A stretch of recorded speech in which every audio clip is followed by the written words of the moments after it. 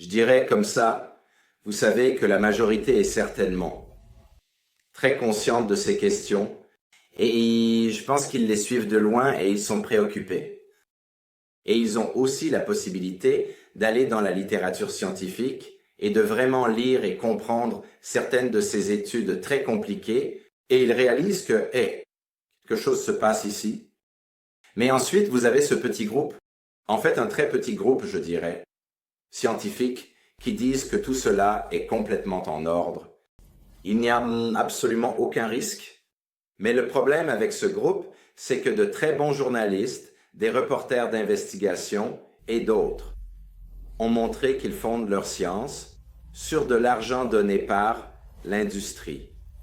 Donc, ils ont un soutien de cette industrie électronique et ce n'est pas très bon. Et donc, cela fait de nombreuses années que j'appelle à une science indépendante afin que vous puissiez vraiment faire confiance aux données qui en sortent.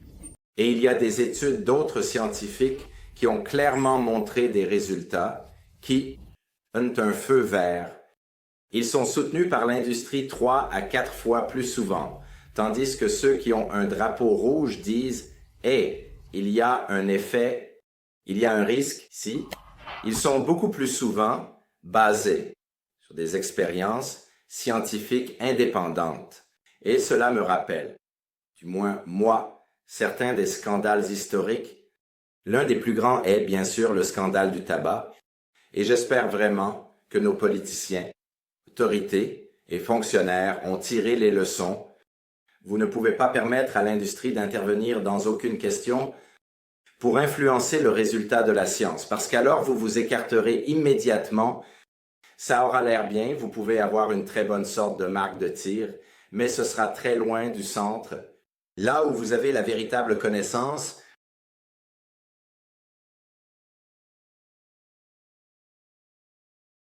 le rapport Bio-Initiative est venu à la suite, je dirais, d'une réunion à Bénévent en Italie, mais aussi d'autres réunions et discussions.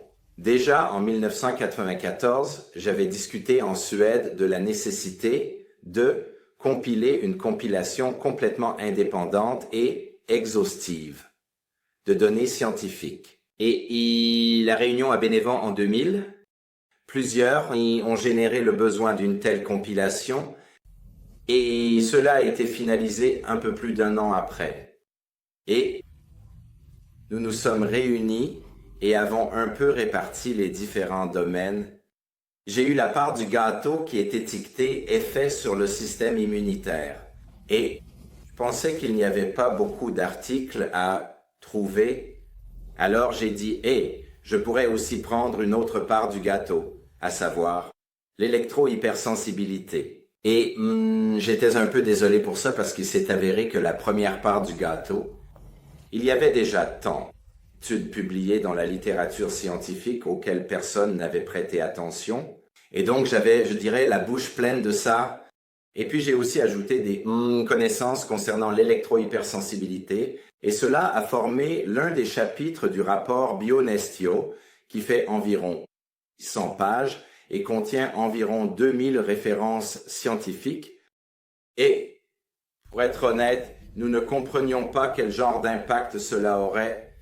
Nous pensions que cela serait juste mis de côté sur une étagère, dans une archive, vous savez, mais ça s'est avéré faux. Aussi l'impact a été énorme et l'est encore. C'est très souvent cité et aussi, à ma grande surprise, beaucoup d'opposition était générée. Essayez de dire que les scientifiques qui ont écrit cela ne sont pas de vrais scientifiques et qu'ils l'ont mal fait. Ils ont juste pris les cerises du gâteau et ainsi de suite. Beaucoup de mélanges stupides. Et ça, encore une fois, te dit, est-ce qu'on a vraiment appuyé sur le bouton rouge ici, vous savez? Avons-nous vraiment prouvé cela? C'est très important de garder un œil là-dessus et d'étudier ça. Et peut-être avoir une forme de référendum. Et dire que, peut-être, nous ne devrions pas continuer à exposer les gens à de tels niveaux d'exposition très élevés.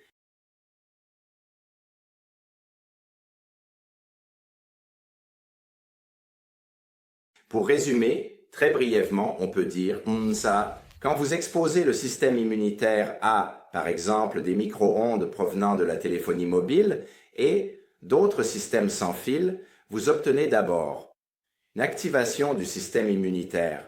Il essaie en quelque sorte de lutter contre cette exposition comme il le ferait avec toute forme d'intrusion, que ce soit une bactérie, une infection ou autre, vous savez. Donc, vous avez une activation.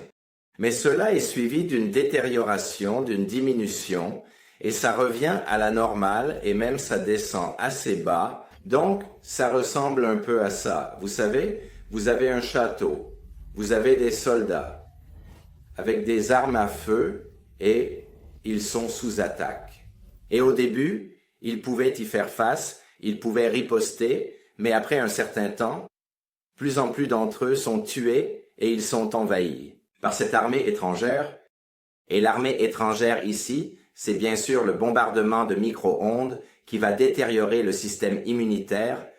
Et la question est, sera-t-il jamais capable de le réparer?